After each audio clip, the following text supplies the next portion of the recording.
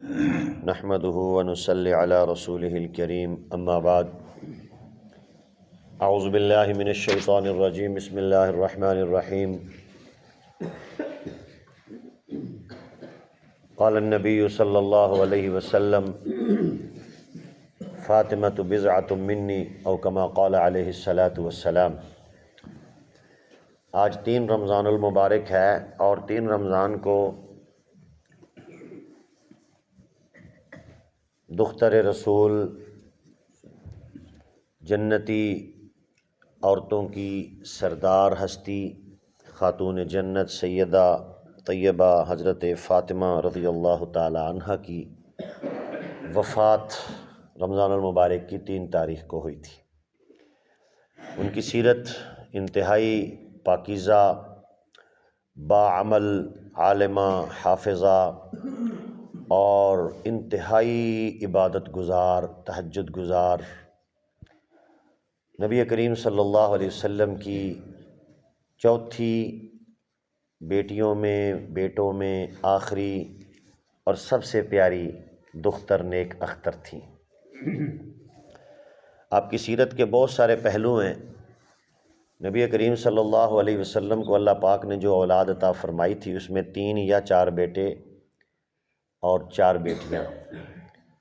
بیٹیوں میں حضرت زینب، حضرت رقیہ، حضرت ام کلثوم، حضرت فاطمہ رضی اللہ تعالی عنہن، اور یہی وہ خاتون تھیں آپ کی اولاد میں کہ جو آپ علیہ السلام کی وفات کے بعد زندہ رہیں۔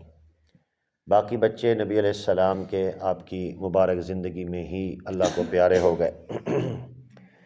تو نبی کریم صلی اللہ علیہ وسلم کی حضرت فاطمہ سے بہت زیادہ محبت کی جو روایات ملتی ہیں وہ اسی وجہ سے ملتی ہیں۔ ایک تو چھوٹی بیٹی تھیں، دوسرا آخری یہی بچ گئی تھیں، تیسرا آپ کی شکل مبارک اپنی اماں جان حضرت خدیجۃ الکبریٰ سے زیادہ ملتی تھی، اور حضرت خدیجۃ الکبریٰ وہ حضور کے مشکل وقت میں آپ کا ساتھ دینے والی خاتون تھیں جو فوت ہو گئی تھی، آپ کی زوجہ محترمہ ام المومنین۔ حضرت فاطمہ رضی اللہ تعالیٰ عنہ کا نکاح حضرت علی رضی اللہ تعالیٰ عنہ سے ہوا۔ نکاح کے وقت حضور علیہ السلام نے حضرت فاطمہ رضی اللہ تعالیٰ عنہ کو نصیحتیں جو فرمائیں کہ فاطمہ علی تمہارے شوہر ہیں، اور مشہور روایت کہ اگر کسی انسان کو سجدے کا حکم دیا جاتا تو عورت کو حکم دیا جاتا کہ وہ اپنے شوہر کو سجدہ کرے، لیکن اللہ کے علاوہ کسی کو سجدہ کرنے کی اجازت نہیں ہے۔ یہ آپ صلی اللہ علیہ وسلم نے ارشاد فرمایا، اور حضرت علی رضی اللہ تعالیٰ عنہ کو حضرت فاطمہ رضی اللہ عنہا کے متعلق نکاح کے وقت آپ نے کچھ نصیحتیں فرمائیں زوجین کے حقوق کے حوالے سے۔ سیدہ فاطمہ رضی اللہ تعالیٰ عنہ کی 3 بہنوں کا سرے سے انکار کیا جاتا ہے تاریخی اعتبار سے۔ روافظ بڑے دھڑلے سے انکار کرتے ہیں کہ نبی علیہ الصلوۃ والسلام کی ایک ہی بیٹی تھی، آپ کی اور کوئی اولاد نہیں تھی۔ حالانکہ آقا علیہ السلام کی زندگی میں حضرت زینب، رقیہ، ام کلثوم کو حضور علیہ السلام کی بیٹیاں کہا جاتا تھا۔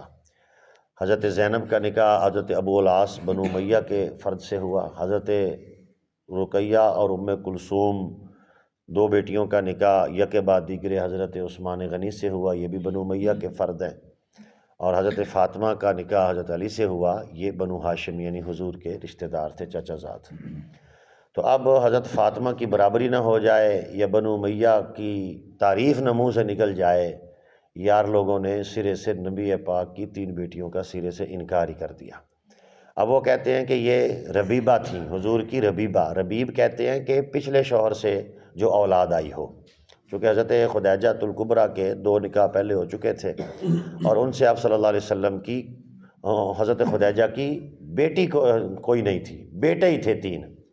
تو حضرت فاطمہ کی یہ جو 3 بہنیں ہیں، یہ اگر حضرت خدیجہ رضی اللہ تعالیٰ عنہ ہی کی ہوتی، پہلے شوہر سے ہوتی، تو ان کے ہاں تو بیٹا ہے ہی کوئی نہیں، بیٹی ہے ہی کوئی نہیں۔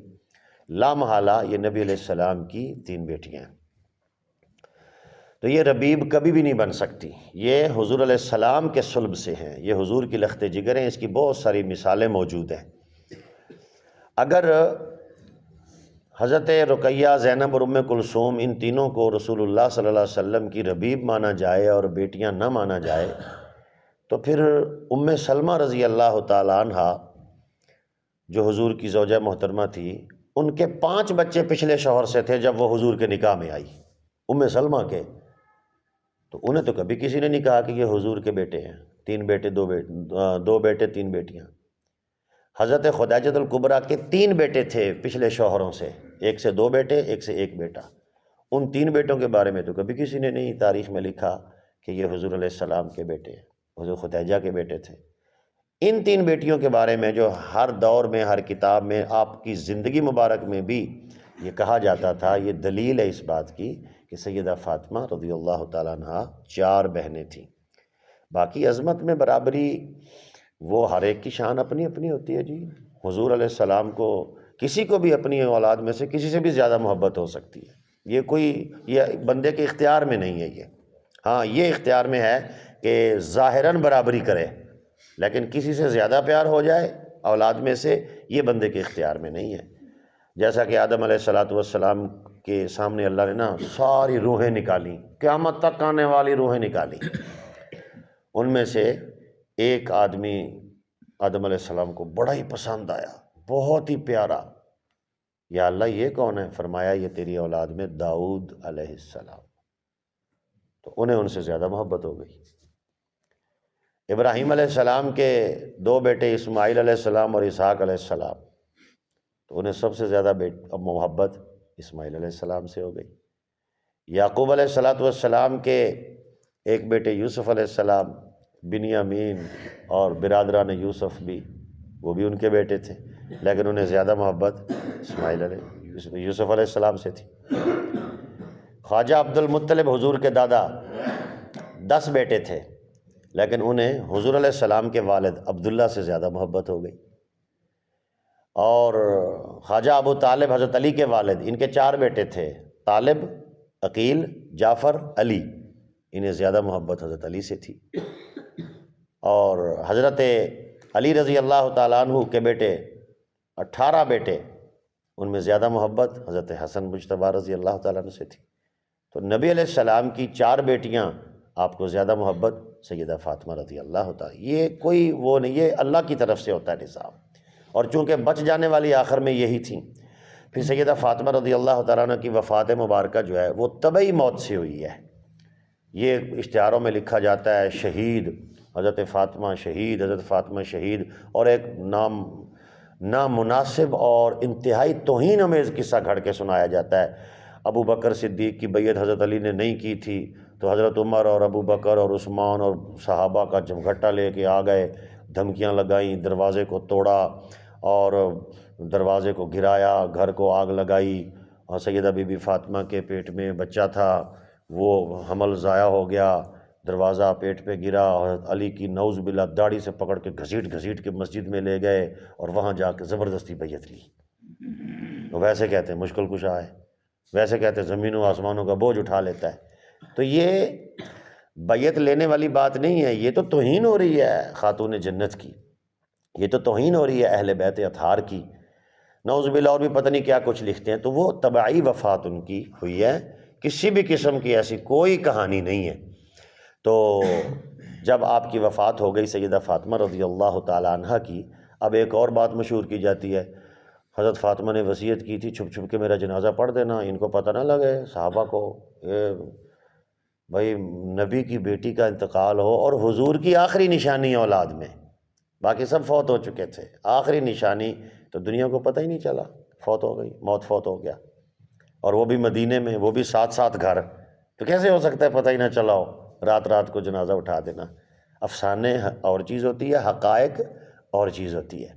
تو جیسے ہی کہتے ہیں جی ابو بکر کو پتہ ہی نہیں چلنے دیا رضی اللہ تعالیٰ عنہ کو، حضرت فاطمہ کے میت کو غسل دینے والی وہ حضرت ابو بکر صدیق کی زوجہ محترمہ حضرت اسماء بنت امیس ہے۔ یہ شیعوں نے بھی لکھا، سنیوں نے، سب نے لکھا، اور پھر کہتے ہیں کہ جی بیوی غسل دے رہی ہے ابو بکر کی اور ابو بکر کو پتہ ہی نہیں، یہ حال ہے۔ تو سیدنا ابو بکر صدیق رضی اللہ تعالیٰ عنہ نے حضرت علی سے فرمایا آپ جنازہ پڑھائیں، آپ داماد بھی ہیں حضور علیہ السلام کے، آپ شوہر بھی ہیں، ان کے حقدار بھی ہیں، تو حضرت علی رضی اللہ تعالیٰ عنہ نے انکار کیا کہ آپ کو تو اللہ کے نبی نے ہمارا امام بنایا ہے، تو آپ ہی جنازہ پڑھائیے۔ اہل سنت کی تمام معتبر کتب میں اس بات کا ثبوت موجود ہے کہ سیدہ فاطمہ رضی اللہ تعالی عنہ کا جنازہ مبارک سیدنا حضرت ابو بکر صدیق نے حضرت علی کے حکم اور مشورے اور رائے سے، بڑوں کو آگے جیسے کیا جاتا ہے آج بھی، تو سیدنا علی نے انہیں آگے کیا۔ اور یہ بات بھی بڑی مشہور ہے کہ خاتون جنت فرماتی تھی حضرت علی سے کہ جی جب میرا جنازہ اٹھایا جائے تو کوشش کرنا رات کو اٹھایا جائے، کیونکہ میں جب زندہ تھی تو جب بھی کسی غیر مرد کی نگاہ نہیں پڑی، تو میں چاہتی ہوں کہ میرے جنازے پر بھی کسی غیر مرد کی نگاہ نہ پڑے۔ کیا پاکیزہ لوگ تھے یار، اور کیا ان لوگوں کی تربیت تھی، اور کیا پیارے نبی علیہ السلام کی صحبت کے اثرات تھے۔ اللہ ہمیں ہمارے گھر والوں کو ایسی زندگی عطا فرمائے کہ فرشتے بھی فخر کریں اور رشک کریں، اور یہ جبھی ہوگا جب ہم قرآن و سنت کو اپنی زندگی کے اندر اوڑھنا بچھونا بنا لیں گے۔ اللہ سے دعا کیجیے اللہ ہم سب کو عمل